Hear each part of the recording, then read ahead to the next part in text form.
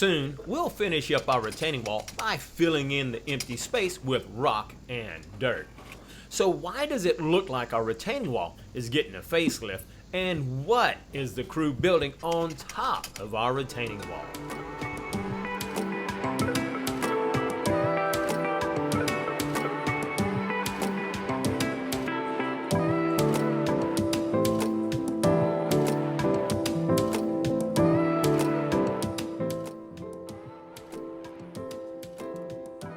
Wow, our job site has made quite the transformation over the last day or two. We don't have any giant holes anymore, and as you can see, our column support foundations are looking great.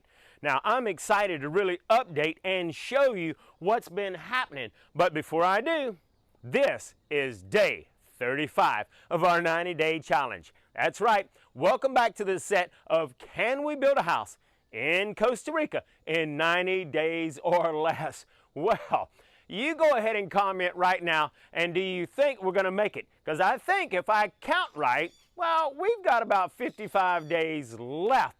And keep in mind, the owner decided to add on this extra storage space. Well, you can never have enough storage, and I personally think that's a good idea, but we weren't counting on that storage space robbing us of about 2.5 weeks.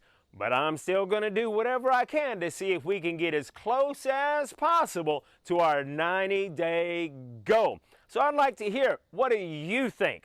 But before we start showing you and giving you an update on what's happened here, what are the guys working on today? So we need to actually finish up our retaining wall. Everything is looking good down here. It's cleared out enough so that the guys can get back behind there. And so we have a truck coming today with the mortar mix that they need to be able to trowel this onto the actual wall, and some sealant so we can seal this wall to keep water from actually going through the wall. Because remember, we don't want any water draining through the wall. We want our water to drain around the wall. The guys have actually dug a trench down here so that all of the water will be able to drain out, and they'll be able to put in their drain pipes so that the water can go down the gravel that's going to be in between the retaining wall and the actual earth. The water will go into the gravel and drain out of the drain pipes. Let's head down there and let's take a look at what else we need to do. So as you can see, we got a lot of stuff going on right now. And so it's really important to have not only an experienced, but a qualified contractor that knows what he's doing. Because when you're building your house, hey, the details matter. And unfortunately, I've seen so many houses where they didn't think about those details. For example, we have our electrical outlets already installed, but inside the forms, we have an outlet here, here, there, and another one over there. But this way, when we get ready to run all of our electrical, which they'll be doing in the next day or two, we can run our electrical in all of these so that at the garage, they've got a place where they can plug things up, whether they're going to be doing pressure washing for the cars, clean up, anything else that they need electrical for, we've got our electrical in place. And those are things that you want to think about way in advance so that as they're building, it's a lot easier, a lot cheaper to do it while they're building than to add it on later. Well, in a normal Tico built house, you see these extra electrical lines, extra plumbing lines, and they're on the outside, which really aesthetically doesn't look good at all. But that is common in Costa Rica because they don't think about it until afterwards, because that's what they're used to doing.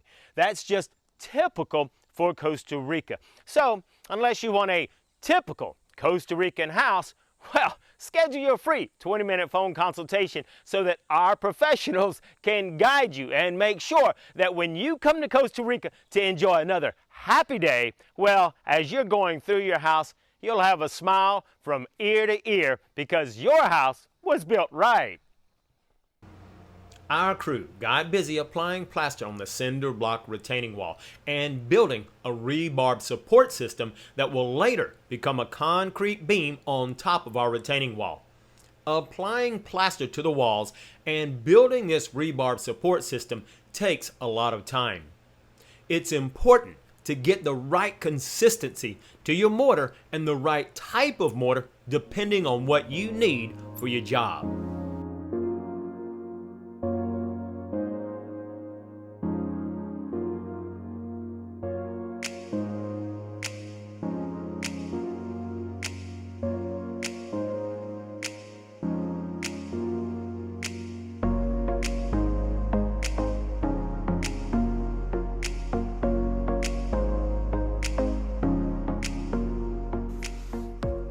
All right, as you can see, our crew is doing a fabulous job.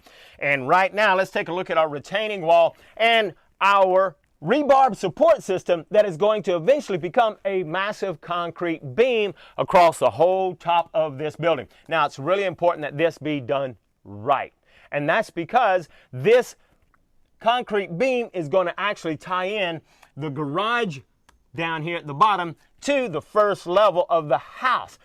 Now, before I go any further, let me tell you, remember we tore down this existing building that was over here, and that was really just a sad day for that owner. However, we made it much better for him because the owner of this property made him an offer, and instead of him just losing everything because, he hired the wrong builder, well, this owner made him an offer, bought that property, tore down that building, and now this will eventually become part of this existing property and building. So I say all that to say, remember those column base plates that we put for the columns there?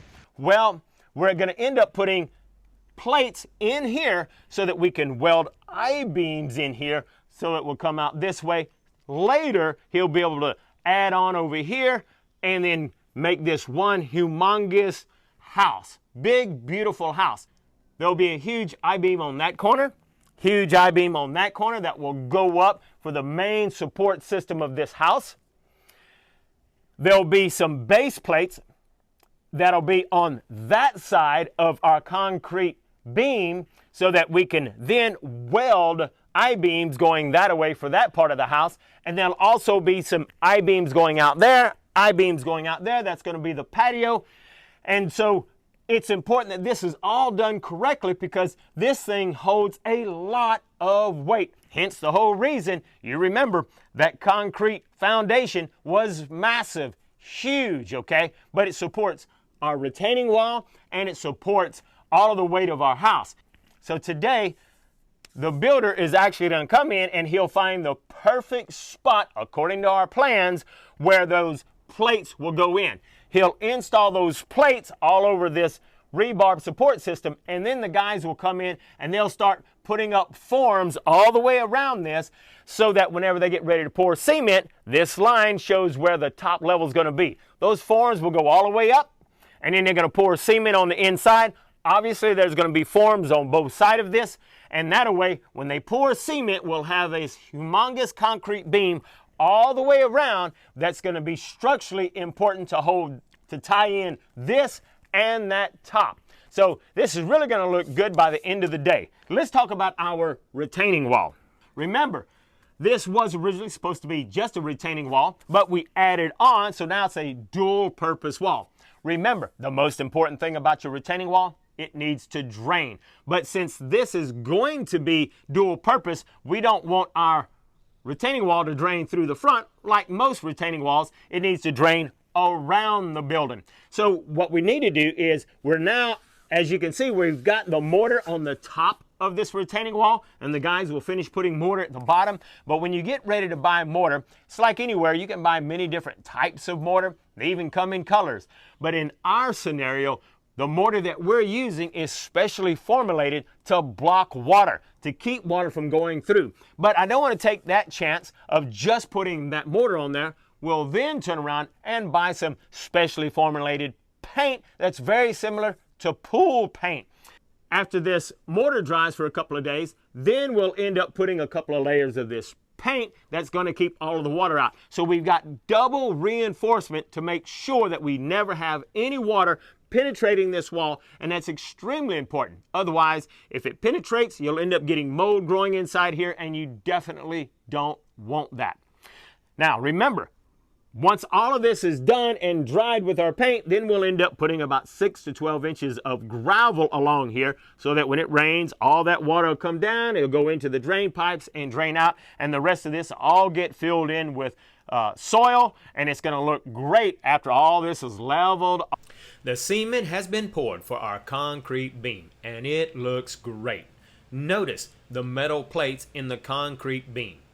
They are similar to the column plates, except that I-beams will be welded to these plates to build the first floor structure.